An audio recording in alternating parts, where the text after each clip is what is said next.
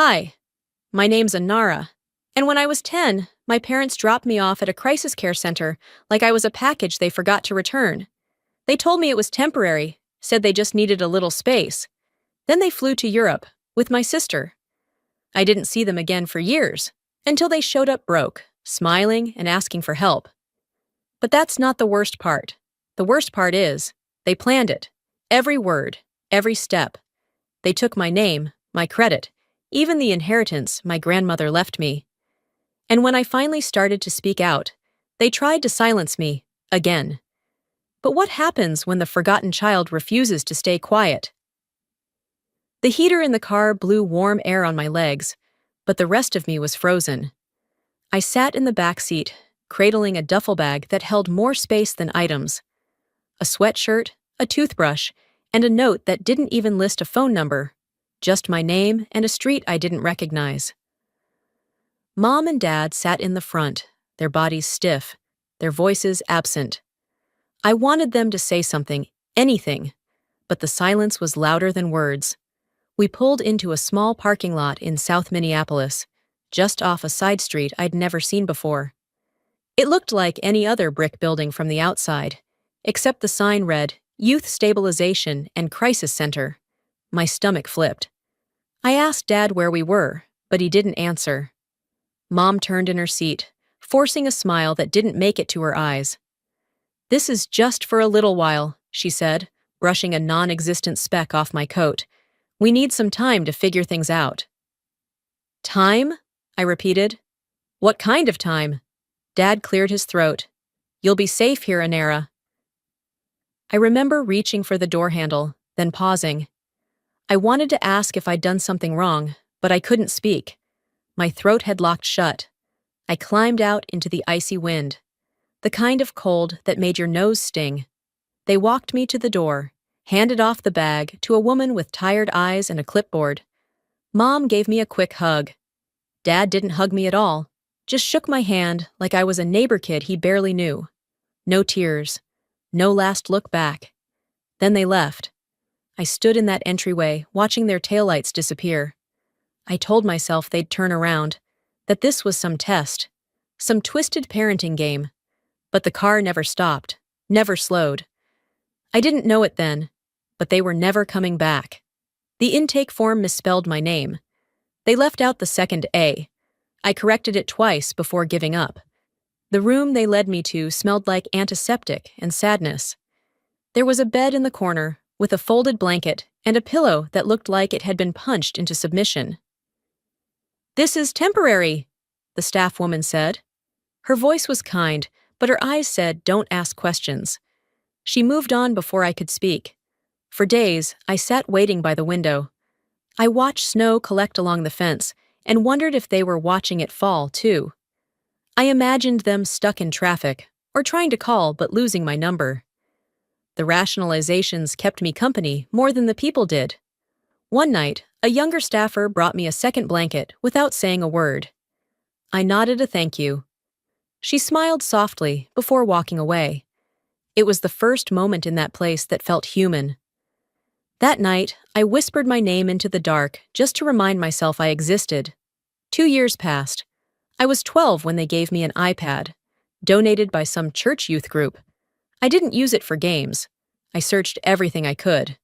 Their names, my sister, school news, Facebook, then Instagram.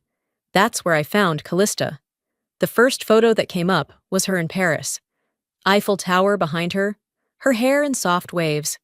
She wore a white dress I remembered her begging Mom to buy. Caption, "Paris with my favorite people." I scanned the faces. Mom, Dad, smiling, holding drinks. Then I noticed her wrist. The bracelet, woven thread, lopsided beads. I had made it for her on my 9th birthday. She used to wear it to bed. And she still wore it. She remembered the bracelet, but not me. I wasn't tagged. I wasn't mentioned. I had been edited out. She didn't lose me. She deleted me. At 13, I was placed with a therapist who saw me once a week in a room that smelled like lemon-scented wipes and burnt coffee. She didn't push. She waited. Sometimes we sat for the full 40 minutes without speaking. But in those silences, I learned to breathe again. One session, she handed me a notebook and pen. I didn't write right away.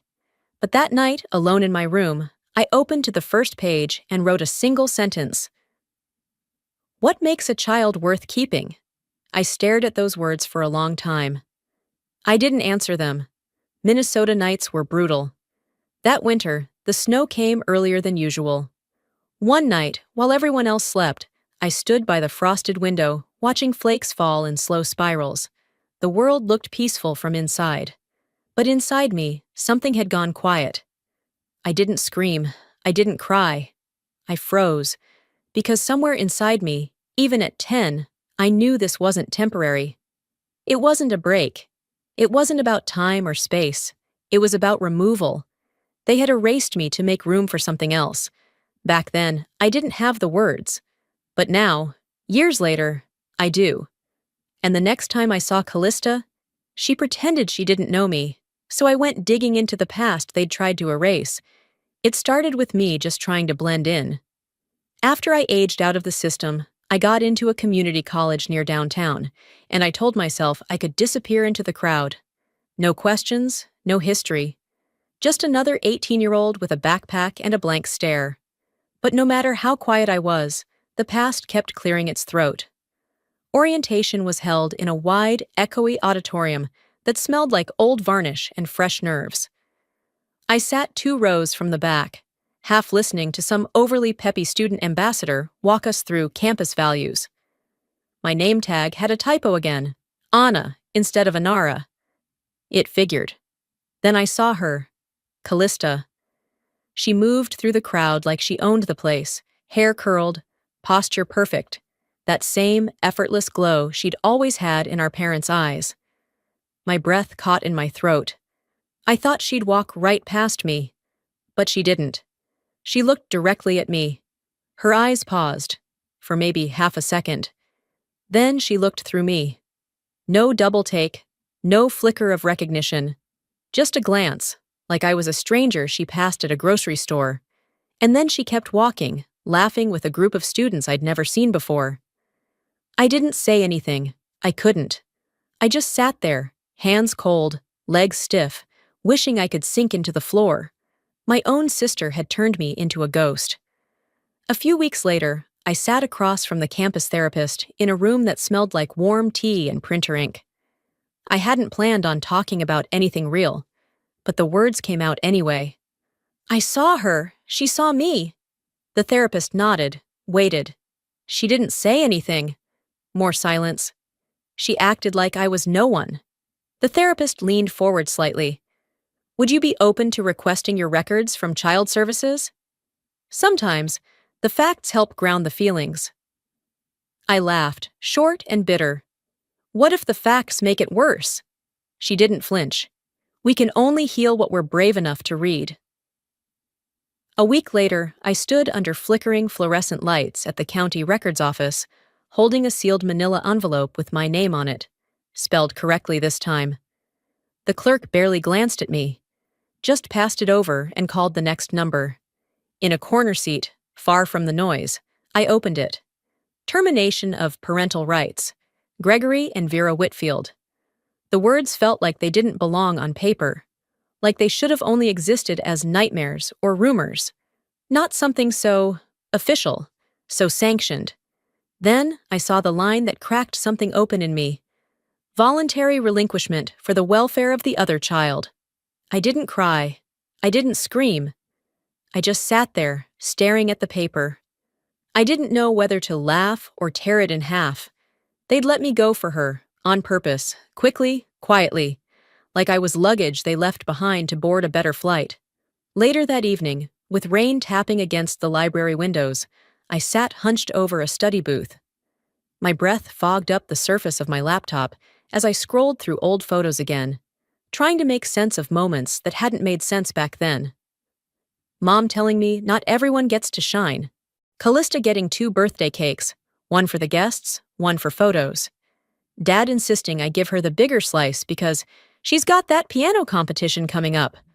I stared at the sentence on the paper again. Not out of disbelief, out of realization. It wasn't that they were trying to save her from the chaos, they were trying to clear space for her to become something. I wasn't the child in danger, I was the obstacle. The bus ride home was long and quiet, and the windows reflected more of me than the city lights outside. I looked older somehow, even in that dim glass. My eyes sharper, shoulders tenser. I didn't feel like someone healing, I felt like someone waking up. If she could walk past me without blinking, maybe it was time I made it impossible for the world to ignore me. The fallout didn't take long to find me. It showed up in my inbox one Tuesday morning, an email from the university alumni office. I was halfway through reheating leftover pasta when I saw the subject line, Family Matters Series welcomes our most inspiring alumna. I didn't need to open it, but I did. There she was. Callista Whitfield. My sister, now apparently a keynote speaker on resilience, family, and personal growth. The caption below her picture read, Our proudest alumna returns to share how love and loyalty shape us. Her smile was airbrushed, professional. Everything about her screamed curated. And something inside me settled. Not peace, just a kind of finality, like I'd been waiting for the other shoe to drop and now it had. I arrived early to the event, mostly to avoid attention. The auditorium had that fresh painted scent that clung to money. Students and faculty filled the seats, sipping free coffee and flipping through branded notebooks. I slid into the second row, hoodie up, silent. Callista walked onto that stage like she'd been born there. She started with a joke, something about struggling through dorm food and long lectures. Laughter rippled across the room. Then she transitioned smoothly into her message. Family isn't always perfect, she said, but when you grow through pain together, you become stronger. I stared. She went on about how her parents had supported her dreams, how she learned empathy through hard seasons, how not every wound needs to leave a scar. She never said my name, not once. Then the moderator asked the question, Did you have siblings growing up? Callista smiled sweetly, didn't miss a beat. I grew up as an only child. The air around me thickened. My fingers clenched into fists beneath the fabric of my coat. They hadn't just removed me from their house, they'd erased me from their narrative. Later that evening, the alumni social was held on a rooftop bar wrapped in string lights and soft music. I stood near the edge, trying not to be seen, when two women approached. You look so familiar, one of them said, squinting. The other chimed in. Weren't you that girl who had that episode back in high school? I blinked. Excuse me? You know, the one whose parents had to make a really hard decision, she continued, lowering her voice. They were saints, honestly. No parent should have to go through that. I didn't reply. Couldn't. The narrative had traveled, warped, and rooted itself in people who didn't even know me. They didn't just forget me. They rewrote me. Back home, I sat on the floor of my bedroom, my back against the dresser, a notebook in my lap. The air was still, like the pause between thunder and rain. They didn't just leave me, I whispered aloud. They edited me out. The words hung heavy, and they were true. I remembered something my old therapist once said. They only win if they get the last word. I wasn't trying to win, but I wasn't going to let them have the only version that existed. So I started to write. Not for revenge, not even for closure. I wrote to reclaim my own name. I was there, I was real, and I remember everything. The following night, I sat at my desk, eyes fixed on my laptop screen. My hands hovered over the mouse. I had edited a short, quiet video. No music, no dramatic flair, just truth. I titled it, The Child Who Wasn't an Only Child. The thumbnail was a photo of me at 10 years old, standing outside the crisis center, clutching a bag bigger than my body. I hit upload. As the progress bar filled, my voice echoed in the opening line. She stood on that stage and said she grew up alone. Let me show you what alone really looked like. The video had been up for less than a week when I got the first voicemail. I didn't recognize the number, but the tone of the woman's voice on the recording sent a chill through me. "Ms. Whitfield, this is Maria from Horizon Credit Services. We've been trying to reach you about several accounts opened under your name that are now in delinquent status. Please call us back at your earliest convenience to resolve this matter." I replayed it twice, then opened the voicemail transcript. My name. My address. Well, my old one, the one from when I was still 10, before they dropped me off like unwanted luggage. At first, I thought it had to be some kind of identity theft. I hadn't applied for any credit cards. I hadn't even had a consistent mailing address until I turned 18. But the documents I pulled up next said otherwise. I stared at the screen in disbelief. The cards were opened when I was 11. 11. They hadn't just left me. They'd taken pieces of me with them. My name, my credit, my future. That evening, I sat on the couch with my laptop balanced on one knee, digging through records and running my own name through public databases. What I found wasn't a criminal mastermind's web of lies. It was worse. It was lazy, messy, desperate, unpaid rent notices, bounce-back checks tied to my childhood address, and then, buried on a second page of search results, a GoFundMe-style donation page. "Help the Whitfield family recover from loss." There it was. A photo of Callista, posed sadly near a beach. Mom's caption beneath it read, "Raising a daughter after trauma takes more than love. It takes support." They'd turned me into a backstory, a plot device, something tragic they could use for sympathy and a few $100s. And I had no say. 3 days later, I came home to find a cream-colored envelope in my mailbox with European postage and my name misspelled. The handwriting was messy, rushed. There was no return address, but it had been redirected from the foster address I lived at when I was 12. Inside was an invoice, a luxury dinner, 7 courses, wine pairings, private room rental, dated 4 months ago. The name listed under Honoree, Callista Whitfield. And the delivery location? Florence, Italy. The charge was more than what I had made during my entire first year working 2 part-time jobs at the bookstore and tutoring center. The total at the bottom blurred as I read it again.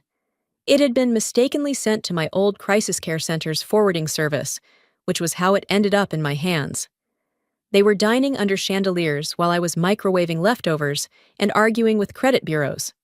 Later that week, I met up with Zoe, an old classmate who'd become one of the few people I trusted. We sat in the corner booth of a coffee shop that smelled like burnt espresso and cinnamon. I laid the papers out between us. The credit report, the fundraiser page, the birthday invoice. Zoe leaned over the mess of documents, brow furrowed. "What the hell is this?" "My past," I said, voice flat. She tapped the invoice.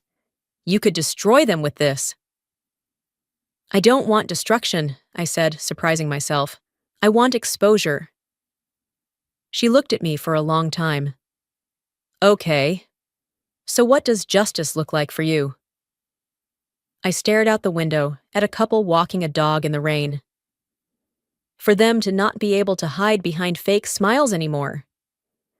That night, I started bookmarking every news contact, social blog, and journalist I could find who had covered family issues, abandonment, or financial exploitation. I didn't know what I'd send them yet, but I knew I'd send something. It was just past midnight. The rain hadn't stopped, now tapping like fingertips against my windows. I sat in bed with my old laptop, scrolling through messages on an Instagram account I hadn't touched in years. Most of it was spam or long-forgotten friends trying to reconnect. Then one message stopped me cold. "If you're who I think you are, you deserve to know what else they did." No name, no profile picture, no bio. Just a gray circle and a few words that felt heavier than everything I'd uncovered so far. I stared at it for nearly a minute, heart beating slow but deep. Then I typed a response. "I'm listening." The message sat in my inbox like a grenade. Subject, Reunion Opportunity, Family Matters Network. I opened it, half expecting a scam, But the email was real, polished, eager. They'd seen my video, said it struck a chord with their team, said they believed in healing through storytelling, said the country was ready for a redemption arc. They wanted me, and they wanted them. A televised family reunion. Me, Callista, Vyra, Lenric. All of us in one room, telling our side for the sake of closure. Closure for who? They even called it that in the email. A chance for America to witness closure. I stared at the screen until the letters blurred. Closure isn't a gift you get from the people who tore you apart. It's what you build with your own hands when there's nothing left to salvage. Still, I wrote back. I agreed, but on my terms. That Sunday morning was unusually quiet. Warm breeze slipping through the window, the smell of cinnamon from the bakery down the street. I had just sat down with a cup of coffee when the knock came. Small envelope, no return address. Inside, a letter from a Minneapolis law office. My hands tightened when I saw the name on the header. Estate of Eleanor Whitfield. Grandma. I hadn't spoken about her much. She'd tried to stay in touch after I was placed in crisis care, but the system made that hard. Her last voicemail, left the year she died, still lived in my phone, unheard. The letter explained that a small sum had been left to me. Not much, but enough to know she hadn't forgotten me. Except the money was already gone, cashed and closed out, 5 years earlier. By Vera. Guardian on file, not even forged. Just filed legally under a lie so big the court didn't blink. My coffee went cold while I sat staring at the paper. Not out of surprise, but because rage has a way of freezing everything else inside you. That night, I climbed to the rooftop of my building with a blanket and a folder full of printed lies. The city buzzed beneath me, cars, lights, lives. But up there, it was quiet enough to think. I thought about Grandma, about her soft hands, her big laugh, how she used to say, "Don't let this world harden you, baby." But I wasn't hard, I was precise. And now, if they wanted a spotlight, I'd bring one they couldn't dim. The next morning, I sat at my desk. One screen showed the draft email to the producers. The other showed my folder, now labeled Truth, Not Reconciliation. My message was short. I will participate in your program. I request full editorial rights and the ability to present verified documents without censorship. If that is acceptable, I look forward to working with you. Attached were a scanned copy of the inheritance notice, screenshots from the donation page in my name, a transcript of Callista's speech where she claimed to be an only child. I read it twice before hitting send. Then I sat back, folded my arms, and breathed. 2 weeks later, I stood in a small studio in downtown St. Paul. The lights were too bright, the makeup artist too chipper. Callista was somewhere behind the black curtain. Vera and Lenric had already arrived earlier, shaking hands and nodding for the cameras. The producer, a woman about my age with kind eyes, pulled me aside just before the run-through. "Are you nervous?" she asked gently. I met her eyes. They had every chance to be honest. A pause. "What comes next is their choice, not mine." She nodded slowly. "This might change everything." I turned toward the set, where the lights were warming and the cameras were already rolling. And it did, just not the way anyone expected. The stage was cold, colder than I expected for spring. Maybe it was the lights, or maybe it was the weight of what was about to happen. I stood in the wings, watching Callista sit in the makeup chair, her reflection more polished than the truth she'd soon face. Vera was already mic'd up. Lenric paced like a man auditioning for sympathy. The producer leaned in beside me, whispering, "They've been rehearsing how to phrase things. Make it sound thoughtful, not like blame." I didn't answer. I was too focused on the flash drive in my palm. It felt heavier than plastic, heavier than memory. Right before the interview was set to roll, I walked over to the control booth. I looked the tech in the eye and said, "Play this instead. No voiceover, no edits. Just roll it straight." The woman blinked. "You sure?" I nodded. Let the world see what they couldn't say out loud. It was grainy, the footage. Security cam style, slightly tilted, but it showed everything. Me, 10 years old, standing on the steps of crisis care, holding a duffel bag too big for my frame. Vera's voice in the clip. Don't make this harder than it has to be. No goodbye, no explanation. The broadcast went live. Social media caught fire. Comments flew in faster than the producers could moderate. Is this real? How do you leave your own child like that? Where were the cameras when she needed a family? I sat in the green room, watching the hashtags stack up. One producer called me, stunned. We've never had this kind of reaction before.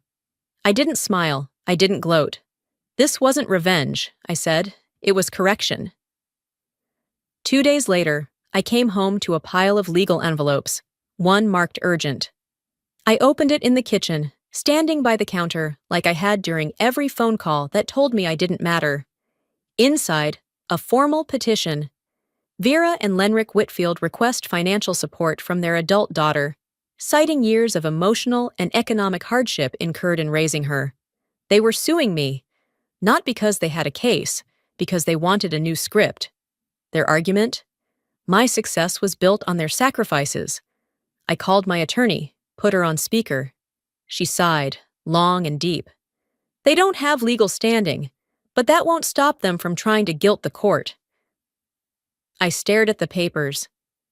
They couldn't afford to raise me, but now I'm supposed to fund their failure? That night, I pulled out my camera again. No security footage this time, no outside sources. Just my voice. I filmed in my home office, dim lighting, walls covered in printed screenshots of comments from strangers who said I helped them feel seen. This time, I said into the lens, I want to talk to the people who think I owe them something. I held up the lawsuit, read pieces of it, then held up a copy of the letter from the state that confirmed I'd been relinquished. To anyone wondering why I speak out, it's because silence was my inheritance. It's the only thing they made sure I had, and I've paid that debt in full. The summons came 3 days after the video dropped. Malis stopped by to check on me and opened the envelope as I made tea. They're really going through with it, she said, skimming the legalese. They want you back in their narrative. I sat down slowly, folded the paper once, then again. They drew the line, I said, not to her, but to the room, to the world, to the version of me that once would have begged for understanding. Now I was done begging. Now I'll show them what happens when you cross it. The podcast studio was warm, the walls padded in thick black foam, the lights soft. I liked the quiet hum of the equipment, the way the host smiled at me like she knew I wasn't there to play the victim. I was ready, notes in my hand, truth at the tip of my tongue. But 2 minutes before we went live, her assistant walked in holding a phone. She whispered into the host's ear. His face changed instantly. I'm so sorry, Inara, he said, setting the headset down gently. We just got a cease and desist from your family's legal team. There it was. They're citing defamation, he added, guilt spilling out of every word. I didn't say much, just nodded, gathered my things, and left. But inside, something shifted. Not like the breaking before. This time, it was solid. Cold. Permanent. They never wanted me quiet. They wanted me erased. 2 days later, I held a reading at a small bookstore tucked between a used record shop and a faux restaurant. The kind of place where the shelves lean slightly and the chairs wobble. I read from my journals, the ones I'd kept since age 13. The room was small, the crowd smaller. But it felt right. After the signing, an older woman waited until everyone had filtered out. She wore a tan cardigan with elbow patches and carried a leather satchel worn from years of use. You won't remember me, she said softly, but I remember you. I tilted my head. I'm sorry? My name's Eliza, she continued. I was the housekeeper at your parents' place. You were maybe 5 the last time I saw you. I froze. I never forgot you, she said, and I've kept something I think you need to hear. She opened her bag and pulled out a folded piece of lined paper. I recognized the handwriting immediately. It was Mom's. She called it Notes to the Nanny back then, daily instructions, reminders, and warnings. This one read, Anara will be leaving soon. Don't mention anything to Callista yet. We'll explain it later. She needs space to grow without distraction. Distraction. That's what I was. She knew, Eliza said gently. Callista was told you were getting help, so she could thrive. I stood there, my hand still clenched around the paper, trying to breathe. That night, I sat in my apartment with the lights off. The TV was on mute, playing one of Callista's recent videos. I didn't know the full story, she told her millions of followers. I was just a kid. I only saw what they showed me. I watched her blinking slowly at the camera, the soft piano music swelling beneath her voice. I could almost believe her if I hadn't held the paper in my hand. She knew, and she chose herself. I uploaded Eliza's statement anonymously that night, reading it into my phone in a flat, clear voice. No music, no filter. It spread faster than I expected. The comments flooded in. She was complicit. How many lies can one family hold? Cancel Callista? But I didn't want cancellation. I wanted truth. Later that week, I walked late into the evening, phone pressed to my ear. Milas was on the other end. How far are you willing to go? She asked, not out of judgment, but concern. As far as they went to bury me, I said, watching the city blur past car windows. Maybe further. I told her I'd drafted the opening of a countersuit, identity theft, emotional damages, not to get rich, just to get heard in a courtroom where lies had legal limits. Good, she said. You deserve a space they can't rewrite. Back at my apartment, I opened the email draft addressed to their attorney. My fingers hovered over the keyboard. I wasn't angry, I was ready. The following morning, my inbox pinged. A journalist had responded. We've reviewed the footage and Eliza's statement. We'd like to run a full piece, if you're willing. I stared at the message for a long time, fingers curled against the sides of my mug. This time, the world would hear my story. Not their version of it. The subject line read, You deserve to hear this. No name, no signature. Just an anonymous email sitting at the top of my inbox when I opened my laptop that morning. I hesitated. Clicked. Inside was a single audio file. No context, no explanation. I pressed play. At first, the background was muffled, ice cubes clinking in a glass, distant music, some light chatter. Then came the voice. Vera, slurred but unmistakable. She was too much, always crying, always needing. We had to choose. Callista had potential. That one. She had potential. There was a pause. A long sip.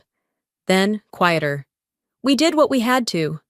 I sat there, the glow of the screen washing over my face, my hands unmoving on the trackpad. I listened 3 times. I didn't cry. I didn't blink. My jaw clenched so tightly I felt it in my temples. This wasn't speculation. It wasn't interpretation. It was confession. They hadn't chosen survival. They'd chosen strategy. By noon, I had rented a room at the community center where my nonprofit held monthly meetings. We sent out a quiet press release.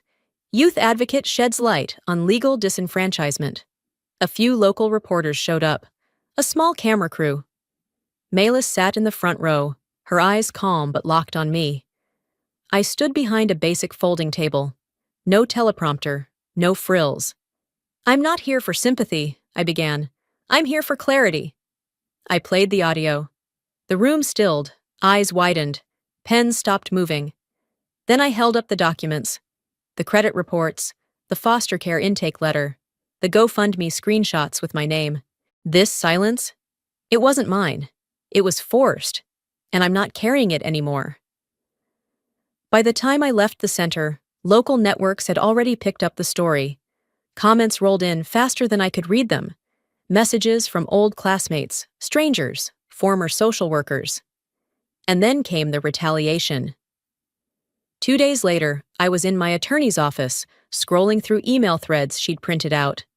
Vera and Lenrick had released a joint statement calling the audio a malicious fabrication. Callista followed up with a video post. Hair curled, eyes dewy, voice shaking. "We all make mistakes," she said, "but this is still my family, and families deserve the chance to heal." Their lawyer sent a cease and desist. Again. This time I didn't flinch. "Let them sue," I told my attorney. "I want the discovery phase. I want subpoenas. I want everything they've hidden dragged into the light." She raised an eyebrow. "You sure about that? Discovery gets messy." I nodded. So was crisis care. The backlash didn't land the way they hoped. News anchors stopped reading their side of the story halfway through. Comment sections lit up with phrases like, "She knew and stayed quiet." Invitations rolled in from foster advocacy groups, youth shelters, even high school classrooms. They didn't want the scandal. They wanted the substance. Emails poured in, people who'd lived their own version of silence. Women abandoned for being inconvenient. Teens sent away for being reminders of past shame. Every message told me the same thing. You made me feel seen. And for the first time, I wasn't reacting. I was being received. That evening, I stepped onto the rooftop of the community center. The sun was setting behind the skyline, casting a soft glow over the city. I leaned against the railing, a folded photograph in my hand. Mylise joined me quietly. She didn't speak right away. When she did, her voice was barely above a whisper. "Do you feel better?" I shook my head. Not better, but freer. I took the photo, me, age 10, outside the crisis care entrance, and placed it gently on the ledge. "They called me a burden," I said, not to her, but to the sky. I became the voice they couldn't silence. I built something real after all this, and I made sure they could never take it away. In the weeks after the press conference, the world felt quieter. Not in a bad way, just settled. The emails kept coming, people from small towns, big cities, shelters, and rehab programs. Their stories weren't mine, but the ache in them was familiar. I read everyone. The donations to my nonprofit tripled. Even a few teachers who once avoided me in the hallways sent public apologies. One called me a lesson in everything we failed to see. Another mailed a handwritten note. I kept that one. The lawsuit from Vera and Lenrick disappeared quietly. No retraction, no apology. Just vanished, like it had never existed. But their names faded too. A few press outlets tried to keep the drama alive, but the audience had moved on. And me? I stayed. Sometimes justice isn't loud. It just leaves a silence where power used to be. A month later, I was setting up chairs in our new mentoring space. The building used to be a dental office. Now it held second chances. We had whiteboards, beanbags, and a bulletin board titled, "Look What We're Becoming." It was covered in notes from teenagers who hadn't been told they mattered until they got here. That's when I saw her. Callista. She stood just inside the door. No camera, no entourage. Just her, holding a coffee she clearly didn't intend to drink. "I'm not here to cause a scene," she said. I stayed by the bookshelf. "You're not famous here." She let out a small breath. "I watched your interview." I didn't answer. "You weren't wrong," she said. "I just wasn't brave." For a second, I thought about all the things I could throw at her, but I didn't need to. "I don't need you to own what happened," I said, voice even. "I've already reclaimed it." She nodded once. That was it. No hug, no tears. Just a moment. And it was enough. The following spring, I stood behind a podium as our foundation officially opened its doors. The audience was full, former foster kids, social workers, local leaders, and friends who had become family. I didn't speak about what happened to me. I spoke about what came after. "Absence," I said, "teaches you things presence never could, like how to hold yourself up and how to build for others what you never had." At the back of the room, Mylise stood by a tribute table. On it sat a photo of me at 10 years old, the one taken outside crisis care. Beside it was a plaque. proof that being left behind is not the end. When the speech ended, I hugged Melis tighter than I expected. She whispered, she'd be proud of you, and I believed her. That night, in the quiet of my apartment, I lit a candle and pulled out a letter I'd never planned to send. To Vera and Lenric. It wasn't filled with fire, just honesty. You didn't break me, I wrote, but you did leave pieces I had to carry longer than I deserved. I folded it once, then twice, set it in a dish by the window, watched the flame curl the edges, blacken the middle, then reduce it all to ash. And just like that, I let it go. Weeks later, in the garden behind the foundation, I sat on a bench while one of our students ran laps along the path. She was 12, sharp, observant, and loud in the best way. She stopped suddenly and asked, "Do you ever wish they came back and said sorry?" I thought for a moment. "No," I said, smiling gently, because I stopped needing an apology to move forward. She nodded like she understood, then took off running again. I sat alone, watching the trees sway in the wind. For once, the silence didn't feel like absence. It felt like arrival. This wasn't a happy ending, but it was mine, and that was enough. Looking back, I don't carry bitterness. I carry clarity. What happened to me wasn't fair, but fairness isn't guaranteed in life. What is guaranteed is our choice, to stay silent or to speak up, to repeat the hurt or to build something better. I chose to build. If you've ever felt discarded, unseen, or like your story didn't matter, let this be proof that it does. You are not invisible. You are not a footnote. You get to write the ending. Now I want to hear from you. Have you ever had to reclaim your own narrative? Have you been erased or forced to start over from nothing? Drop a 1 in the comments if this story touched your heart. Tell me what state you're watching from. And if it didn't resonate, I'd still love to know why. Let's talk about it. If you want more real stories that speak truth and healing, subscribe to this channel and stay with us. We're just getting started.